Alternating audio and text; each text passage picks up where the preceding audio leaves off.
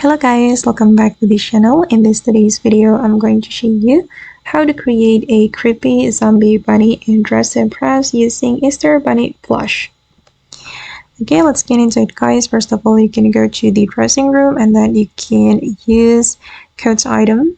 This one, the Easter Bunny plush. Okay, and then we're going to color the first part, this green. Okay, and for the ears, tummy, and foot pads, I'm going to color it red.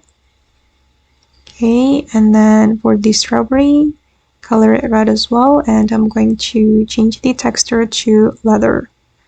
Okay, and for the strawberry leaf, I'm going to apply this pattern. Okay, and let's move to the bonnet. I'm going to color it red as well. And for the bow tie, I'm going to color it green. And the last one, the seventh selection, I'm going to color it red and make it neon. And the last one for the nose, I'm going to color it this green.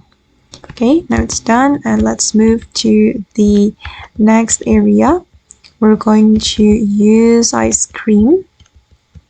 Okay, this ice cream, we can equip this item, and then we're going to make it red and black.